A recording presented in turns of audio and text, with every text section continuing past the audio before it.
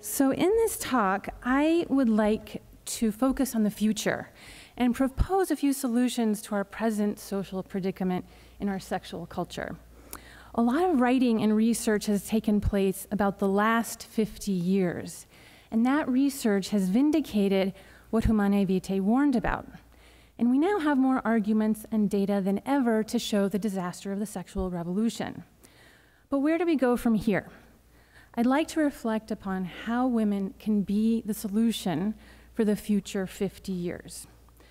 First, let me briefly summarize the challenge as I see it. The sexual revolution was driven by a number of technological inventions that changed our behavior in the areas of sex, especially the invention of hormonal birth control and abortion technology in the 1960s and 70s, artificial reproductive technology in the 1980s, and the World Wide Web in the 1990s, which ushered in pornography and sex information websites. As we all know, these inventions resulted in breathtaking social changes.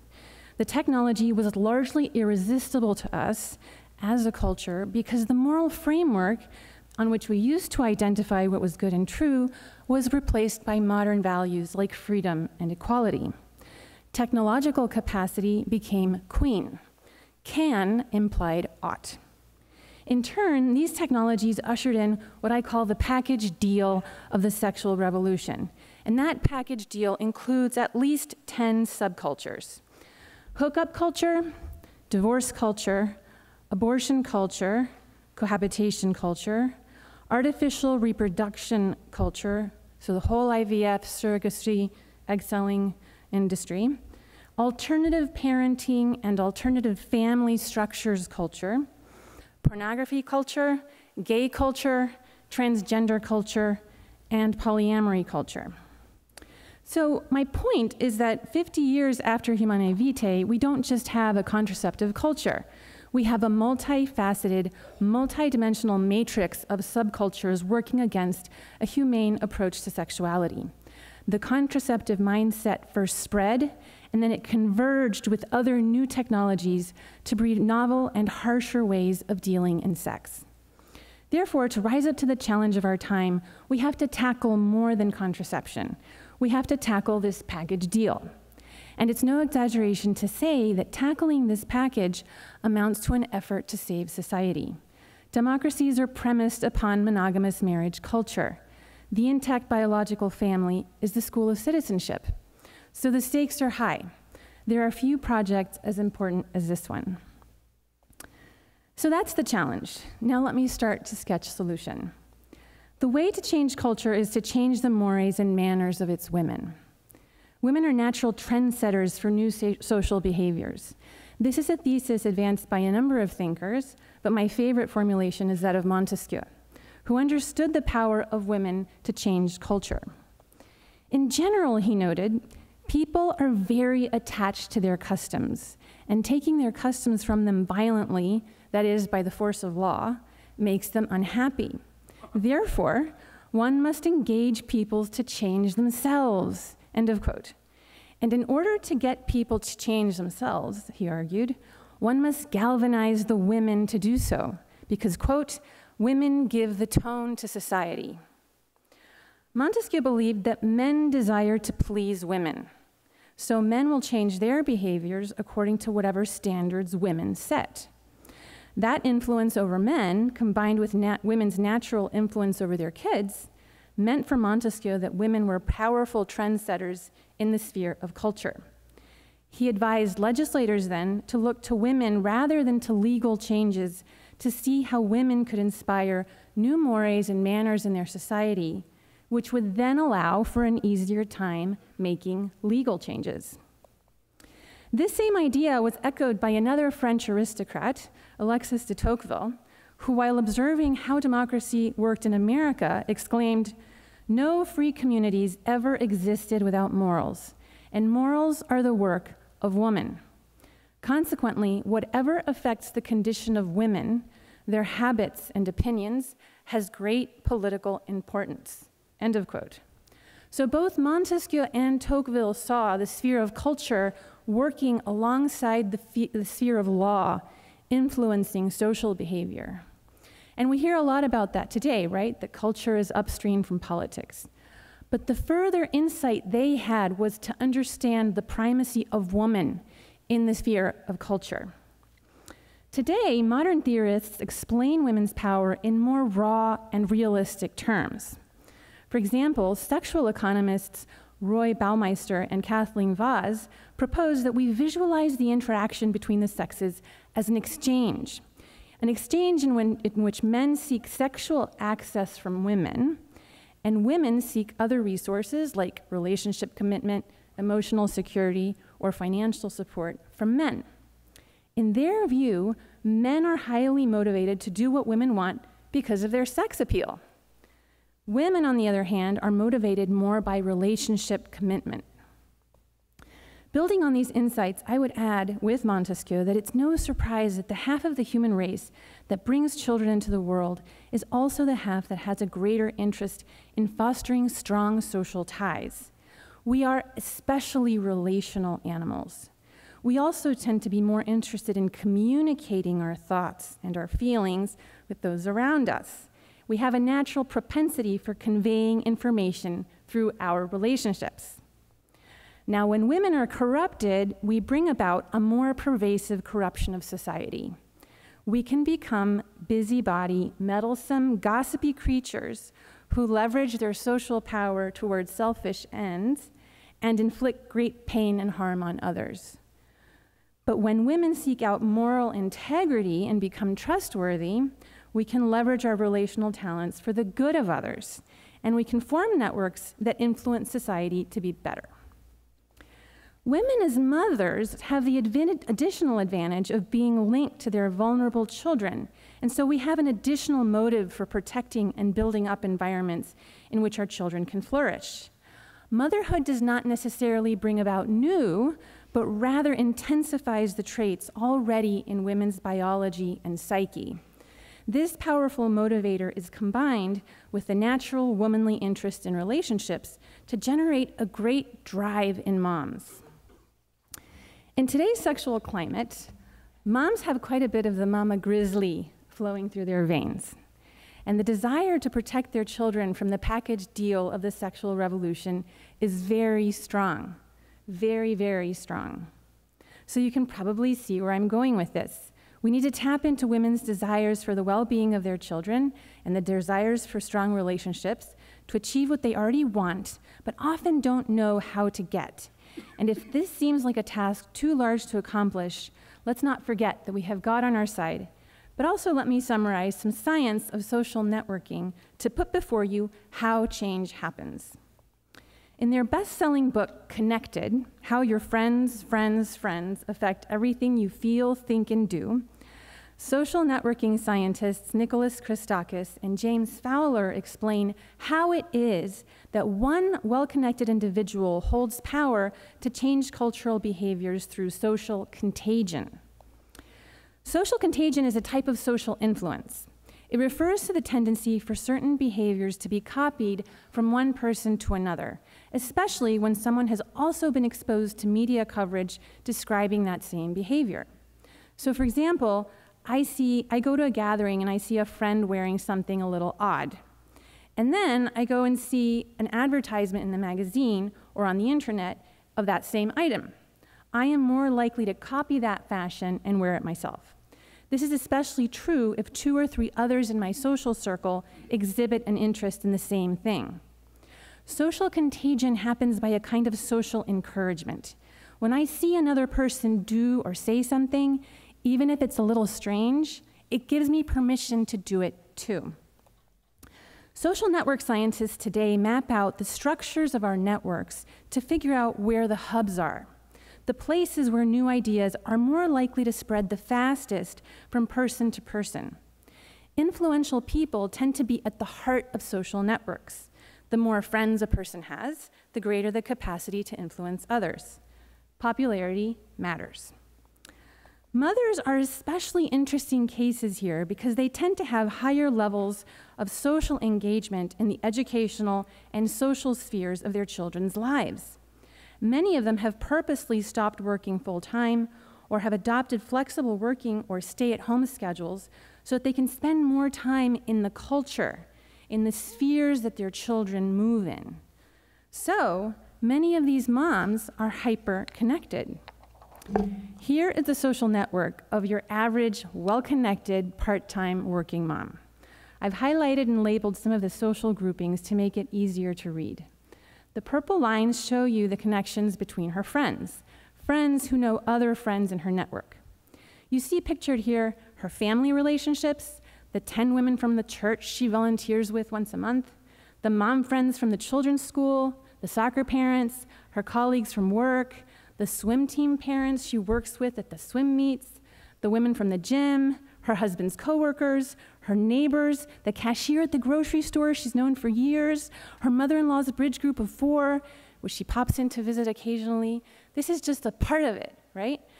Christakis and Fowler marshal evidence to show that overall, this face-to-face networking has more social contagion power than online social networking. It's not that online networks don't have power, they do, and they do create new avenues for influence and social contagion. But the authors of Connected believe real-life social networks are more powerful than online networks. This average mama may not realize how much influence or potential influence she has, but it's there. To grasp the span of that influence, the authors note that the influence of each person is subject to the 3 degrees rule. That on average, we influence people up to 3 degrees removed from us. So you share an idea with a friend, who shares it with another friend, who shares it with a third friend. Your ideas and your actions influence people you don't even know who are 3 degrees removed from you. Now, 3 degrees of influence may not seem like a lot, but when you magnify it across all of your connections and then realize, as Christakis and Fowler further remind us, that we're all connected to everybody else on Earth by 6 degrees of separation, then 3 degrees of influence is a lot of influence. As they put it, one way to think about ourselves is that each of us can reach about halfway to everybody else on the planet. So the task is not too large. All of us are these invisible connectors that run throughout society. And mothers are the key to social change because they are even more uniquely positioned to influence by their charm over men, by their influence over their children's lives, and because of their communication talents. So the next question is, how do we activate this potential of women to change the sexual culture? Surely there are many, many ways, but I will share one that's working for us at Canavox, the reading group module. At Canavox, the organization I help direct, we decided to build face-to-face networks of reading groups across the world to push back against the package deal of the sexual revolution. We started with this fairly innocuous book club model because most American women were familiar with it, so it would be easy to invite friends. But then we refurbished it for our purposes. The goal was to form local community over the issues, form minds, and inspire them to engage their talents to spread good ideas and inspire new mores and manners in their local communities. The readings we give them are secular and natural law based. We offer them much of the great research that has been done in the last 50 years, but we pair it with enticing videos and personal stories that really gets the group talking. Each reading session tackles a different subculture of the sexual revolution, as well as positive solutions from the who's who's of today's thought leaders, authors like Robert George, Ryan Anderson, Mark Rignaris, Meg Meeker, Bobby Lopez, and others. All of these readings are available for free online, so there's no charge to access, host, or attend a reading group. So we eliminate as many obstacles as we can to coming out to the group. Because these readings are natural law-based, this allows the group to be open to any woman of whatever faith tradition who is dismayed by the sexual package deal.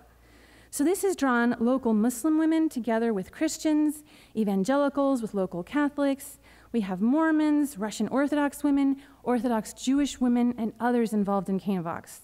It's really rewarding to see that the natural law does work in practice. It's not just an academic exercise. There really is a universal moral code that resonates with people of different faiths, cultures, and traditions.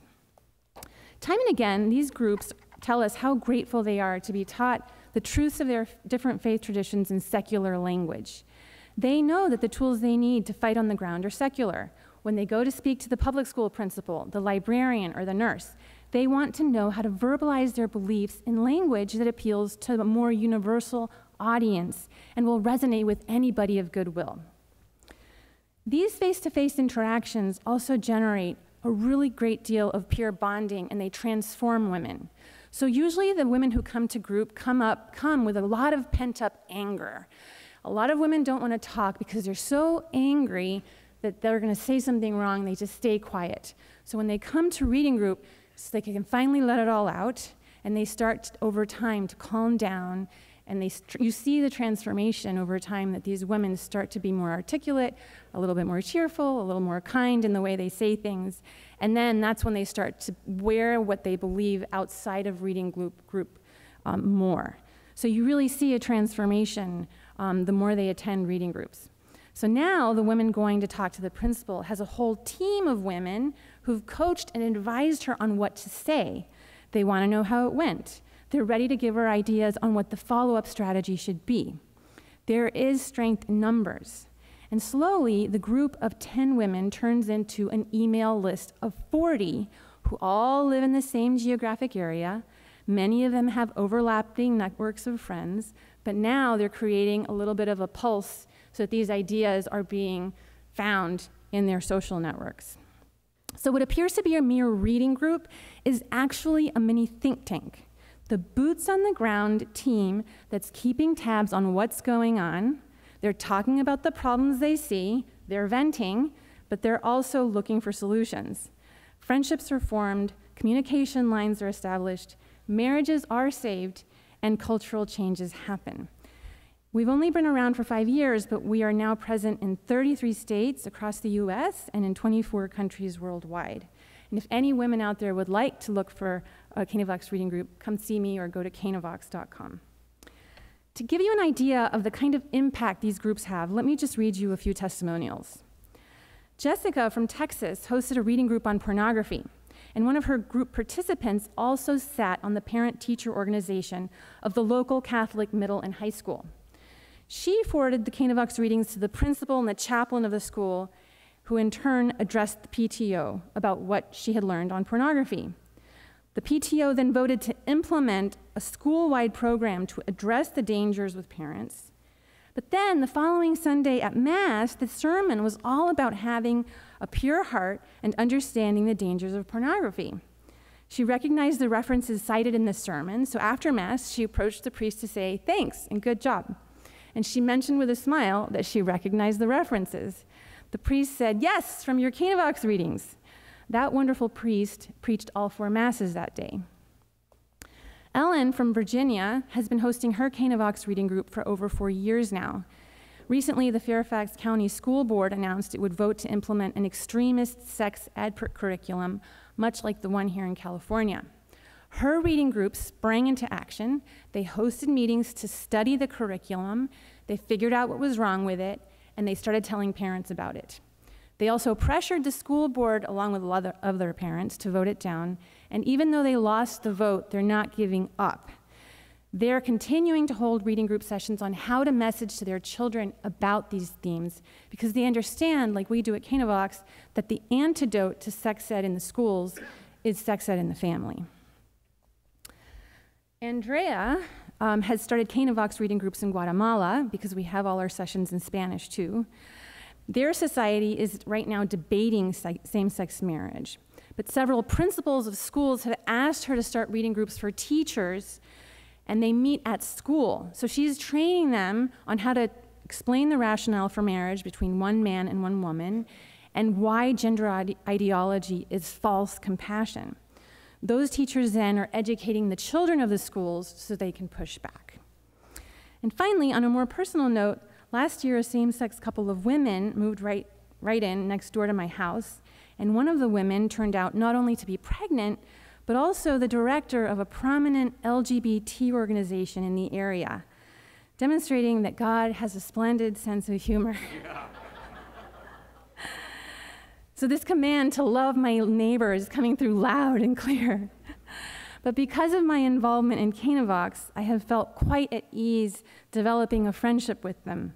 And in due course, I came out to them as a conservative on marriage, with differences of opinion on marriage, and they actually took it very well. We're looking forward to dialoguing about this further, so we'll see where it leads.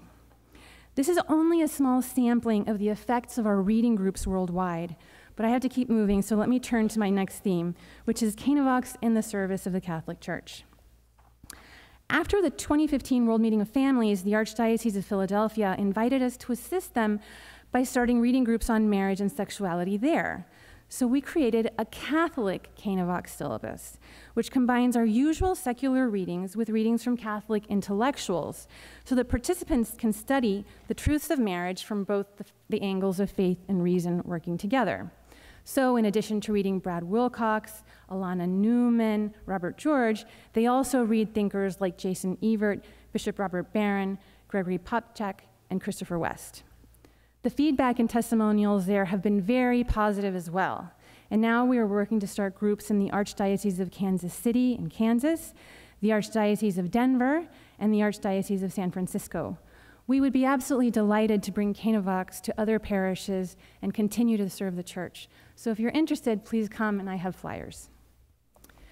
Now, since this is a conference commemorating Humanae Vitae, I'd like to take a few minutes to speak specifically about how we message about contraception to an interfaith audience of women, many of whom are actually encouraged to use contraception by their religious leaders. Given what the polls tell us about Catholics on contraception, maybe it's helpful to hear what lines of thought the non-Catholic women find thought-provoking. So to begin with, and to echo something Helen Alvarez just said, I too have found that saying to women that the procreative and unitive nature of conjugal relations shouldn't be separated is kind of like telling them E equals MC squared. It's a theoretical sounding statement that doesn't have much traction or seem relevant to ordinary life. Alternatively, I've learned the hard way that speaking to women about deeply private matters like how contraception could be harming their marriages or their sex lives, unless they bring these topics up first, generally are not prudent subjects of conversation. As we all strive to become more pastoral in our approaches to dialogue on this topic, developing a sensitivity for what kinds of subjects are good conversation starters is important. So here are some talking points that have worked for Canavox as we try to press the conversation forward on contraception. First, pro-life and pro-children considerations. Women with traditional moral values are increasingly pro-life, and certainly all of the women involved in Canavox are pro-life, whatever their faith tradition. So asking them in a non-threatening way about their pro-life position and how they reconcile that with their birth control use is a fruitful subject of conversation. Many women just haven't thought about abortifacients, and they're grateful to be told about this. Other non-Catholics have thought about it a great deal. I've learned that because of their pro-life sensibilities, many evangelical and Muslim women have a very cautious attitude about what kinds of birth control they use. They don't want to cause abortions, and they often go to great lengths to look for what some of them call pro-life birth control. So mainly burial methods that prevent conception, but which don't prevent implantation. This network of women is also very pro-children. Our evangelical and Mormon sisters take the creation mandate to go forth and multiply very seriously. Likewise, our Jewish sisters point to their rabbinic writings on the importance of being fruitful and multiplying. And Islam encourages their Muslim women to reproduce in large numbers to increase the size of their community. So I have discovered that a good conversation starter is to talk about the tension between, on the one hand, seeing children as a great blessing and as a gift from God, and on the other hand, seeing children as things that have to be planned carefully, to be scheduled around professional timetables, personal achievement goals, or strict financial planning schemes. Raising this topic will immediately take you to common ground. I've had some really deep conversations with colleagues where there was a lot of introspection involved about the importance of checking our attitude toward children. Altogether, these pro-life, pro-children sensibilities qualify their enthusiasm for contraception in important ways. The second line of thought is to invite them to take a deeper look at the sexual marketplace. As I mentioned, all of the women who come to Canavox lament the wreckage of the sexual revolution. But what they often don't realize is how these changes were triggered by the advent of hormonal contraception. So we connect the dots with them. This line of dialogue appeals to the work of Mark Regnerus in his book, Cheap Sex, which in turn relies on the lenses of sexual economists. Basically, the talking points are these. Contraception fundamentally changed the sexual marketplace. Prior to hormonal birth control, men and women knew that every sexual encounter could change the entire course of their lives if they got pregnant. That risk of pregnancy served as a powerful deterrent to extramarital sex, and it channeled sexual behavior towards marriage. But once hormonal contraceptives became widely available, they lowered the risk of pregnancy. So the 1970s generation wasn't as afraid, and they were willing to try sex out with lower relationship investment or at a cheaper cost. Over time, with the invention of more and newer forms of contraception, sex became cheaper and cheaper. Today, men can get sex by promising to pitch in for half the rent, or more cheaply, by taking a girl out on a couple of dates, or even more cheaply, by buying her a few drinks, or the cheapest of all, by going online and pleasuring themselves with porn. The result is that contraception has drastically altered the sexual marketplace. It's led to the hookup culture, cohabitation culture, a rise of out-of-wedlock births and single motherhood. It has spiked abortion rates, spread sexual disease, inflicted a high emotional toll on practitioners, and made marriage rates plummet. Once women see that, once they see that the pill was the trigger for this devastation, again, it tempers their optimism about contraception considerably, particularly about contraception use outside of marriage. Additionally, our reading group sessions on transgender ideology have led us to reflect upon the treatment plans offered to children who identify as transgender. As you know, these children are offered puberty blockers as part of the newest treatment plans. At Canavox, we've asked ourselves, what is the difference between giving a preteen hormones to suppress their reproductive capacity and giving a married woman hormones to suppress her reproductive capacity? In both cases, we are suppressing a healthy reproductive system, and often with similar intentions, out of a fear of the possible consequences, or out of a desire to be more completely in control of our sexual organs. Similarities can also be drawn between vasectomies and sex change operations. In other words, it's hard to stand on principle against transgender activism while also going along with hormonal and surgical contraception. These types of reflections give our Canavox leaders reason to pause and think about what contraception has set in motion. I'm not claiming that they lead women to get off their birth control necessarily, but I do see how it dampens their optimism. So the viewpoint that I see emerging from this chorus of non-Catholic voices at Canavox is that birth control is okay, but make sure you're only using it in a married, committed relationship and not as a single person to have extramarital sex. Make sure your birth control isn't killing babies. And remember that children are a great blessing from the Lord, and there's something weird about trying very hard not to have too many of those blessings. Those are a lot of qualifications to have about birth control. So I see the gap closing between thoughtful Catholic and thoughtful non-Catholic approaches to it.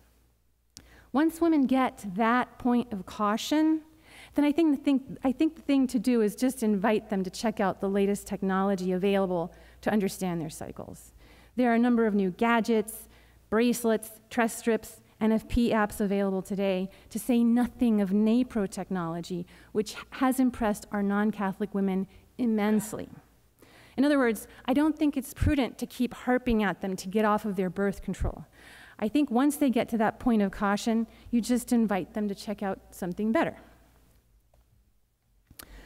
So let me return to the future, to the Humanae Vitae class of 2068, and talk briefly about how we're setting our sights on the next generation. Soon after starting Canavox, we began to get requests to do something for teenagers. The mothers in our reading groups were telling us that Canavox was great for them, but that their children were more in the trenches of the sexual culture, and they urgently needed our kind of instruction and peer support. So we began Canavox JV, our teen program. Canavox JV reading groups generally model the concepts of our adult program, but they're catered for the teenage female mind. We're starting with girls because female psychology is what we know better, but also because we're aware of the impact that girls can have on boys. Again, sexual economics. If we can help inspire young women to hold themselves to new and better standards, then surely they will inspire the boys who admire them. In these reading groups, we talk about things like friendships with girls versus friendships with boys. We explain the debates surrounding same-sex attraction and same-sex marriage, the debates about abortion, what's going on with pornography, with sexting, and with transgender identity. We give them the information they need to understand what's going on and to explain what they stand for in natural law language. We also tell them that the laws and the culture are not supportive of these truths anymore. So we all have an obligation to help change the culture. I have to say, it's really encouraging to see how well young people can handle these dark topics. It's hard to talk to a 13-year-old about pornography, right? We have to pick just the right dose in just the right way to expose them to a little bit of it without going overboard, right? We're trying to inoculate them in reading groups so that when they get, or they hit with the bigger doses, they're protected. They respond very well. And I really think they're getting the graces they need to rise up to the challenges of our time. We've just completed our first year of Canavox JV, and we're very happy with what we're seeing so far. Finally, the other part of what we do involves encouraging parents to take a more bold leadership style in guiding their teenagers towards marriage and sexual integrity. And one of the things we tell them to do is to have a strategic plan for dating. Now, I have selected my own strategic plan, which my husband and I have, and I'll tell you the story. One day I found out that our daughter had a very special friend, a guy, and I heard from her peers that they were a thing. That's the new terminology, you're a thing. And because I work day in and day out on these topics, I naturally just broke out into a panic. So after some heated conversations with Mr. Samuel, and after considering our daughter's personality and the circumstances that she's in, we decided to unleash our own strategic plan for dating on her. So I'll read it to you the way I explained it to her. So I told her that in 7th and 8th grade, it's perfectly normal to have good guy friends. You're going to start to see kids pairing off. They have crushes. They're going to start talking about their love interests. That's totally normal. That happened when Daddy and I were kids too. But it's not a good idea to label any of those friends boyfriends, because at this stage in your life, you just want to have a bunch of guy friends. When you get into your freshman and sophomore years of college, or high school rather, you want to continue on this, but it's also appropriate to try to be going out on group dates or outings to dances. Again, it's okay to have your best guy friend, but still no boyfriends and no physical signs of affection. So that's the first couple years of high school. Then your junior year, Dad and I think it's okay for you to try going out on double dates. Again, so long as your grades and all your virtues and everything look like they're on the right track and you're doing well in the family, we think this is a privilege that you can start enjoying. But remember, you're going to have a curfew, and you're probably going to be driving at this age, so you're going to have to show a lot of responsibility in how you handle the car and everything else. Your senior year, Dad and I think that it's okay to have a boyfriend. Again, if your grades, your character, your manners, your virtues, your sports participation, all this other stuff is still going well. A simple kiss makes sense with a real boyfriend. But remember that you're going to have to greet Dad at the door, and you're going to continue to socialize with the family. You're probably going to go off to college your freshman year. So we think it's a good idea to try to take off from dating just so that you can adjust to college, because there's so much that you have to adjust to. But then for the rest of your college years, you really need to be seriously discerning a vocation. Whether it's to marriage, or whether it's to the religious life, or if you're going to be a layperson in the middle of the world in the service of others. You have to figure out how you're going to dovetail your professional vocation with your divine vocation, and college is a really great time to be thinking of all of that. Now, social scientists tell us that the sweet spot for marriage is between the ages of 23 to 27. And so that's kind of a good time to try to aim, if you are going to be getting married, that age range. But most people marry within a larger window, and that's perfectly fine too. Then I pointed out to her at the top, the two little asterisks, that these are guidelines only and that nothing is set in stone, but that we wanted her to have a sort of a vision of how she could get from point A to point B. And also because if we were on the same page communicating what we believed was the best, then hopefully things would go better. Now I have to tell you that she took all of this very, very well. She said she appreciated to be spoken to like an adult, and we also explained to her that a lot of this is an ideal, and in our part of the country, dating is pretty much dead in a lot of schools, so we might have to be doing some social engineering to get her groups of friends to actually want to do things like this. And she was completely on board and very excited about the possibility of being a collaborator in this kind of strategy, right? Now at Canavox, we recognize that different parents are going to have different strategic plans, right? Based on their own personalities, the personalities of their children, their religious traditions, and so on. But the important thing is that parents need to realize today that we can't be passive anymore. You know, we really have to take a proactive approach. And this all might seem very obvious to us because we've lived through this or we've seen some version of this in our lifetimes. But to today's kids, I mean, if you haven't been through this, it's not obvious. And if you're in one of the public school environments immersed in hookup culture, condom culture, sexting culture, it's very hidden from view. And we have found that teenagers really are relieved to see some sort of plan and what the milestones could be. They really do respond very well to it.